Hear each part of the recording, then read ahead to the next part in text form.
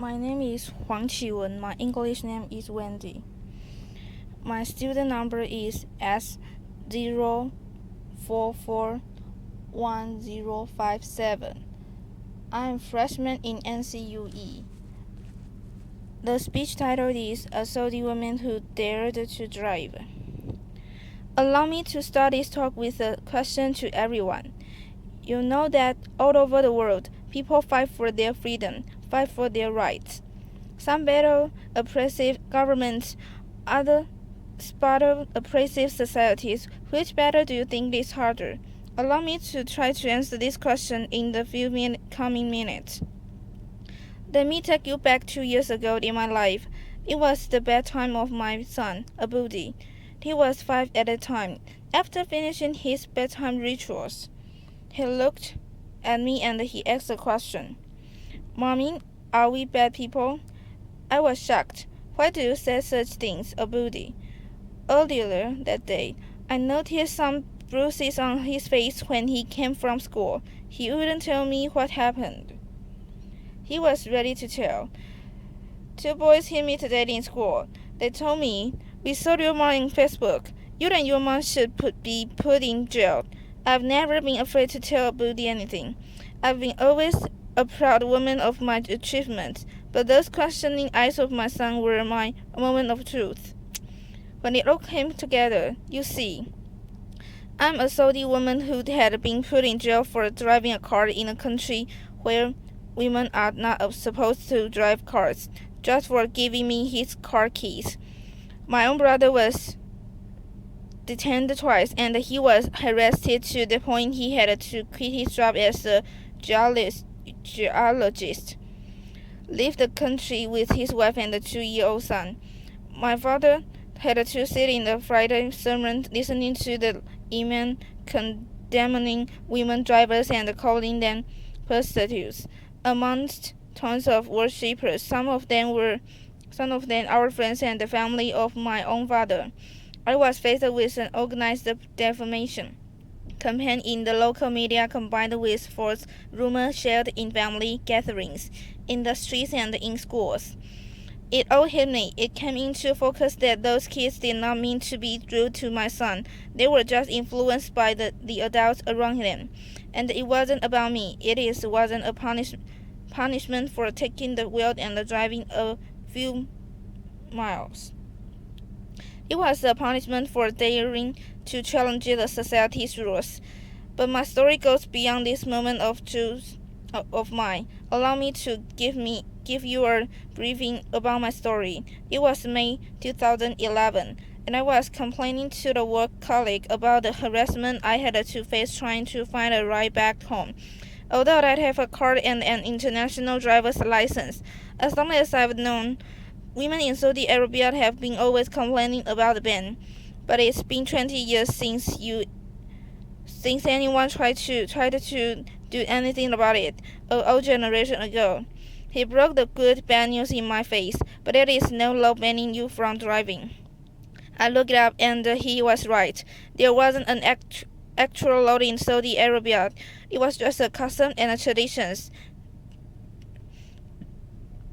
They are enshrined in rigid religious fatwas and imposed on women. The realization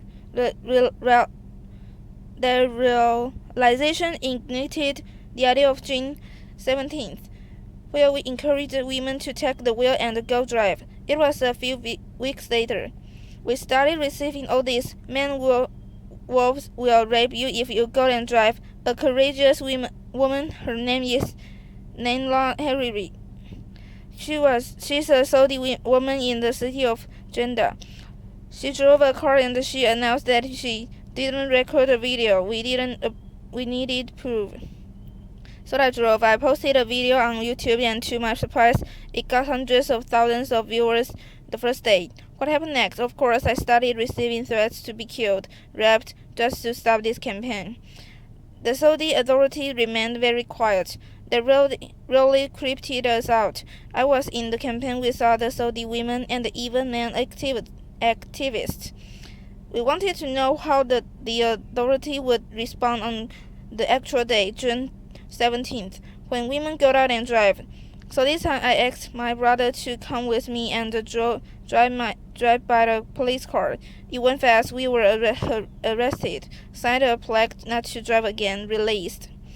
Arrested again, he was sent to the detention for 1 day, and I was sent to jail. I wasn't sure why I was sent there because I didn't face any charges in the interrogation. But what I was sure of was my innocence. I didn't break a law and I kept my abaya. It's a black cloak we wear in Saudi Arabia before we leave the house, and my fellow prisoners kept asking me to take it off, but I was so sure of my innocence, I kept saying, "No, I'm leaving today." Outside the jail, the whole country went into a frenzy. Some attacking me badly and others supportive, and even collecting signatures in a petition to be sent to the king to release me. I was released after 9 days. June 17th comes. The streets were packed with police cars and religious police cars, but some hundreds brave Saudi women broke the ban and drove that day. None were arrested. We broke the taboo. So I think by now everyone knows that we can drive, or women are not allowed to drive in Saudi Arabia. But maybe if you know why, allow me to help you answer the question. There was this official study that was presented to the Shura Council. It's the consultative council appointed by the king in Saudi Arabia, and it was done by the local professor, a university professor. He claims it is done based on the UNESCO study and the study tests. The percentage of rape, adultery, illegitimate children, even drug abuse, prostitution in countries where women drive is higher than countries where women don't drive. I know I was like this. I was shocked. I was like, we are the last country in the world where women don't drive. So if you look at a map of the world, there only live 2 countries, Saudi Arabia and the other society is the rest of the world.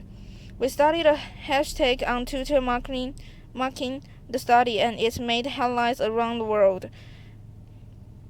And only then we realized it's so empowering to mark your oppressor. It stripped it away of its strongest weapon fear. This system is based on ultra-conservative traditions and customs that deal with women as if they are inferior and they need a guardian to protect them. So they need to take permission from the guardian, whether verbal or written. All their lives we are minors until the day we died, and it becomes worse when it's enshrined in religious fatwas based on wrong interpretations of the Sharia law or the religious laws. What's worse, when they become codified as laws in the system, and when women themselves believe in their inferiority, and they even fight those who try to question these rules. So for me, it wasn't only about these attacks I had to face. It was about living 2 totally different perceptions of my personality, of my person, the villain back in my home country and the hero outside. Just to tell you, 2 stories happened in the last 2 years. One of them is when I was in jail. I'm pretty sure when I was in jail. Everyone saw titles in the international media, something like during these 9 days I was in jail. But in my home country, it was a totally different picture. It was more like this. Manal Sharif faces charges of disturbing police order and inciting women to drive. I know. Manal Sharif withdraws from the campaign. Oh, it's okay. This is my favorite. Manal Sharif breaks down the confesses. Foreign forces incited me, and it goes on, even throwing and flogging me in public, so it's a totally different picture. I was asked last year to give a speech at the Oslo Freedom Forum. I was surrounded by this love and the support of people around me, and they look at me as an inspiration. At the same time, I go back to my home country that hated that speech so much. The way they called it a betrayal to the Saudi country and the Saudi people, and they even started a hashtag called a slow trader on Twitter. Some 10,000 trees were written in that hashtag. Well, the upside hashtag Oslo Hero, there was like a handful of tweets written. They even started a poll. More than 13,000 voters answered this poll. Whether they considered me a traitor or not after that speech, 90% said yes. She's a traitor, so it's these two totally different perceptions of my personality.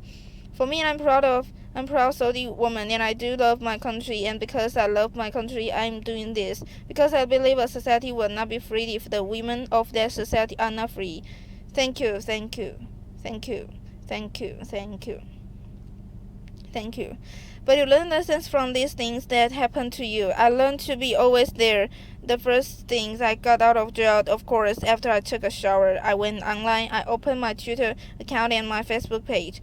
And I've been always very respectful to those people who are appointing me and opinion me to me. I would listen to what they said, and I would never defend myself with words only. I would use actions. When they said I should withdraw from the campaign, I filed the first lawsuit against the General Directorate of Traffic Police for not issuing me a driver's license. There are a lot of people also very big support, like those 3,000 people who signed the petition to release me. We sent the petition to the Shura Council in favor of lifting the ban on Saudi women, and there were like 3,500 citizens who believe in that and they signed that petition. There were people like that. I just showed some examples who are amazing, who are believing in women's rights in Saudi Arabia and trying, and they are also facing a lot of hate because of speaking up and voicing their views. Saudi Arabia today is taking small steps toward enhancing women's rights and rights. The Shura Council that's appointed by the king by royal decree of King Abdullah. Last year, there were 30 women assigned to that council, like 20% of the council. The same time, finally, the council, after rejecting our petition 4 times for women driving, they finally accepted it last February. After being sent to jail or sentenced stationing or sent to a jail, the spokesperson of the traffic police said, "We will only issue traffic violation for women drivers." The Grand Mufti, who is the head of the religious establishment in Saudi Arabia, he said it is not recommended for women to drive. The user to be haram, forbidden by the previous Grand Mufti. So for me, it is not about only these small steps. It's about women themselves. A friend once asked me, she said, "So when do you think these women drive will happen?" I told her only if women stop asking me when and take action to make it now. So it's not only about the system, it's also about us women to drive our own life, I said. So I have no clue really how I became an activist, and I don't know how I became one now. But all I know and all I am sure of, in the future, when someone asks me my story, I will say I'm proud to be amongst those women who lifted the ban, fought the ban, and celebrated everyone's freedom. So the question I started my talk with, who do you think is more difficult to face, oppressive governments or oppressive societies? I hope you find clues to answer that from my speech. Thank you, everyone. Thank you. Thank you.